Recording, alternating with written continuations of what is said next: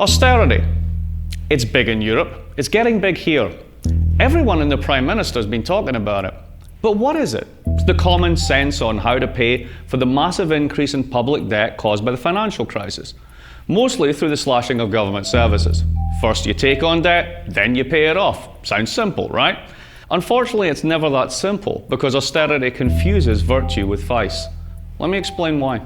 Now that supposedly the worst of the crisis is over, there's debt everywhere. Credit cards, mortgages, government debt. This is the part you know. But we need to remember how we got here. 2 years ago, the world's financial system exploded. The crisis blew a $2 trillion hole in financial space-time. And collectively, the rich governments of the world spent, lent, or guaranteed between 5 and 50% of their country's annual product saving the banks.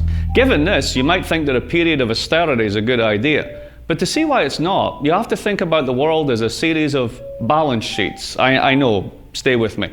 Whether you're a person, a household, a firm, or a state, you have assets and liabilities. A balance sheet. Before the crisis in 2008, everyone took on a lot of debt. Back then, it made sense for many of us to take on debt. For example, the bottom 40% of the US income distribution hasn't had a real wage increase since 1979. Really, that's true. Corporates, especially banks, did the same, but they did it to make money rather than to pay the bills. It's called leverage, which is pretty much debt seen from a different perspective.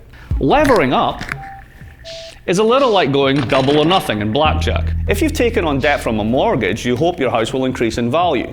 If you think there's a high chance the value will increase, you might go double or nothing and take on a bigger mortgage. But like blackjack, there's always the risk of losing. So the banks created mountains of debt. They levered up 20, 30 times. It was like they'd pushed in all the blackjack chips, but each chip was just an IOU. So when it all went wrong, governments felt they had to step in and bail them out because they'd become too big to fail. This is where the balance sheet problem comes in and why the common sense of austerity is not so simple. If you're levered up in debt and your assets lose value, your house or your housing derivatives portfolio if you're a bank, your balance sheet as a whole is now underwater. When this happens, whether you're a corporate treasurer or a single mom, if you've got cash coming in, you'll want to pay down the debt to bring your balance sheet above water rather than spend money, which means no one is spending. And that's when the government comes in. If the whole private sector is deleveraging, paying back debt, then government automatically levers up to compensate.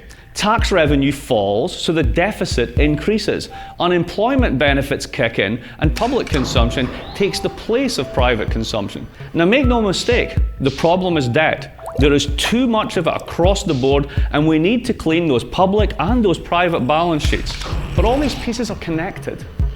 If the public sector cleans its balance sheet at the same time as the private sector, then the whole economy craters.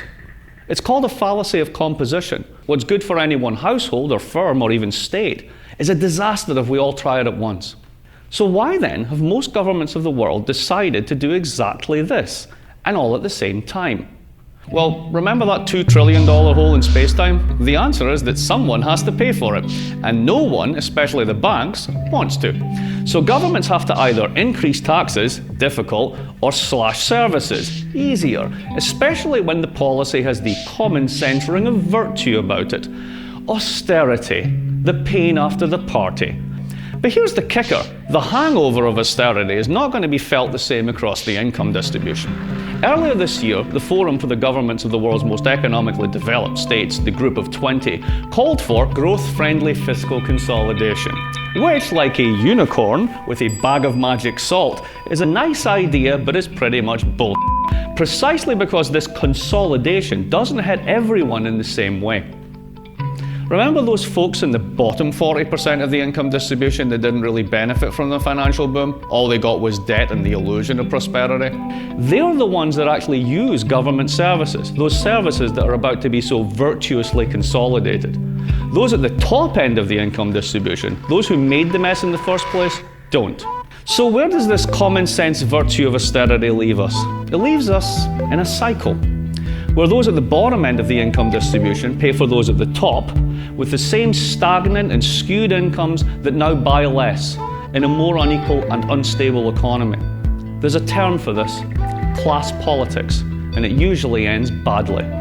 This common sense of austerity, of reducing public debt all at once through slashing services, involves a question of equity. Who pays and who doesn't?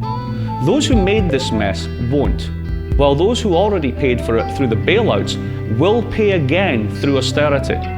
This is why austerity is not common sense.